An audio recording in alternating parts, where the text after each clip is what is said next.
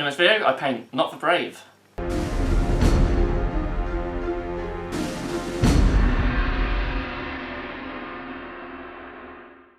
Hello Bits Brood, it's Craig from bitsbox.co.uk here with another Critical Role painting tutorial.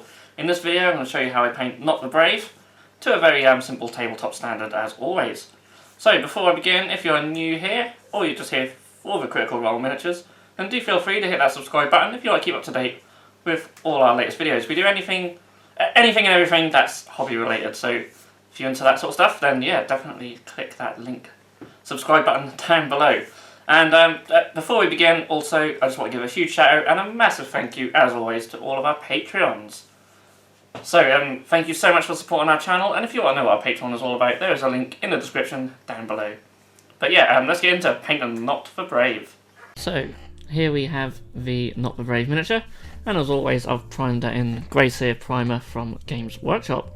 So I'm going to take some Storm Vermin Fur to begin with, and this is to paint her like robes and jacket or whatever you want to call it. And I didn't realise when I filmed this I was a little bit out of shot to begin with, but let me get it back on now like so, and I thinned it down with a little bit of water to get a good coverage, so all over her hood.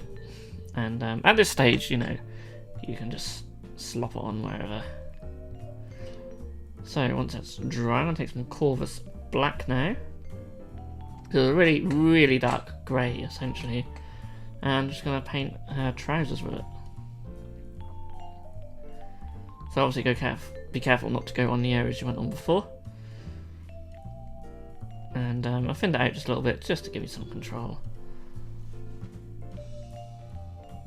And you should only need just the one coat. Next I take some Cantor Blue. So this is going to be for her top. So I've seen like artwork with different colours for her top. So just go whatever you want really, but I'm using Cantor Blue for this miniature.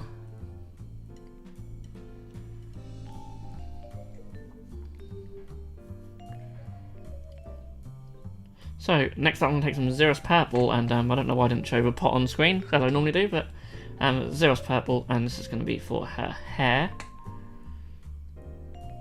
And I'll thin this out so it will go on there nice and easy, like so.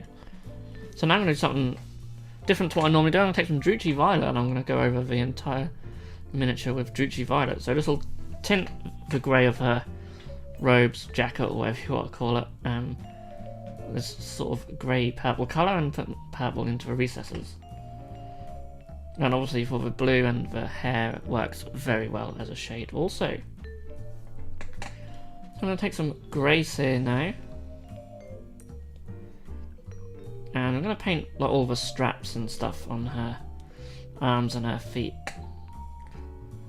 Also in this step I'm going to paint her mask as well with this colour, and it's a really good base for the lighter colours. I'm going to take some Nuln Oil next, and I'm going to go over these areas with that, so it will really start to bring out all the detail on these bandages, as you can see here.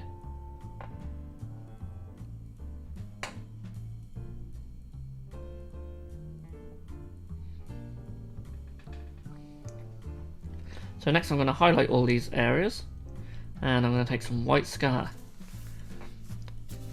So you just sort of do lines of this, sort of where the bandages are. Get a good tip when you brush and just take your time with this step. Also don't forget to paint the mask as well, just leaving the Nuln Oil in the recesses. So next up I'm going to take some Skarsnik Green, and this is of course for her skin. So this is a nice light green colour, and it acts as a really nice base for her skin. And I apologise that she goes out of focus now and then. She's such a tiny little miniature that even the camera struggles sometimes. But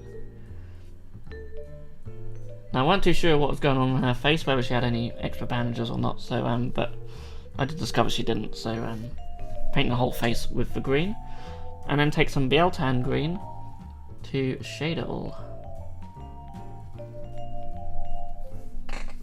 And I put a little bit too much on there. You don't want too much really, just enough to pull up into the recesses and give you that nice bit of depth. And it will just make the skin just slightly darker as well. And then we can take some Nurgling Green to highlight it. So yeah, again the camera was really struggling with focusing on her, but it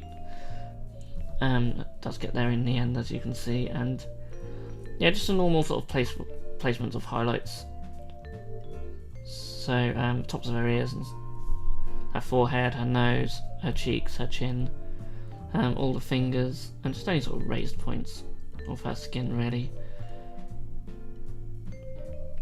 So next I'm going to take some Averland Sunset, and this is to base coat her eyes. Now this is really tricky to do on camera, but try my best, and if you have a better point on your brush than I do, you'd probably make a better job of it as well. But just very carefully just paint some yellow in for her eyes, and I neaten it up off camera. Then if you want to go even further with that, you can take some Abaddon Black and just paint a little pupil in the middle of her eyes, and just very carefully, just like so. Make sure you thin the paint out a little bit to get more control. The second one went completely terrible, as you're about to see, so I neaten that up, and off camera I paint in a much better eyeball. It's very difficult on camera, as you can see. So next I'm going to take some Hazdakka Red. So this is just for the mouth on her mask, and you just need a tiny little bit of this, thin out a little bit, and just apply it to the mouth. That's all you need to do for that colour. Next I take some Iron Hands Steel for her knife, and there's not a great deal much to say here, just apply it on. I thinned it down just a little bit, but it doesn't need too much.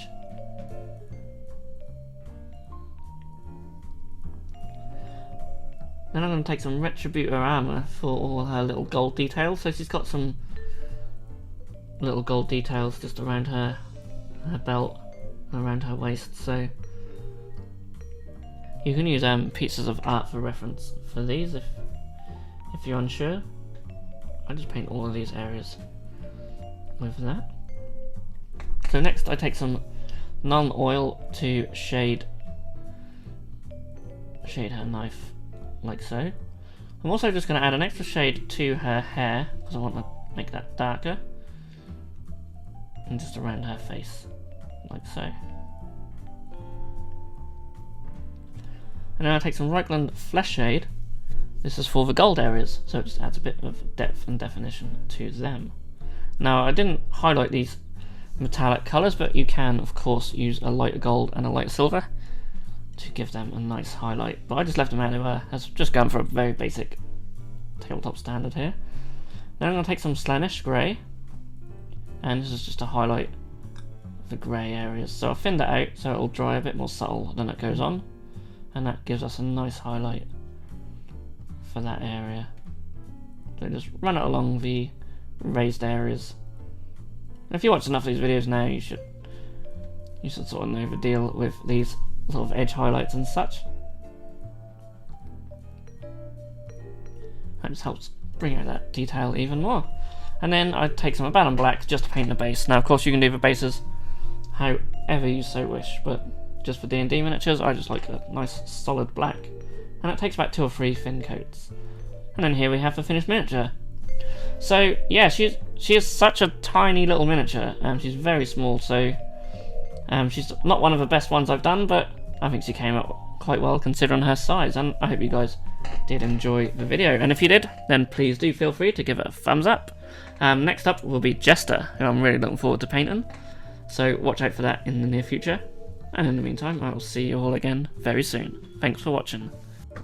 If you enjoyed this video, then please feel free to subscribe to our channel if you haven't done so already. You can also click that bell icon to be notified when a new video has gone live on this channel. On the screen now are 2 more videos that you may wish to check out, and a link to our Patreon page also. Thank you so much for watching, and we'll see you again soon.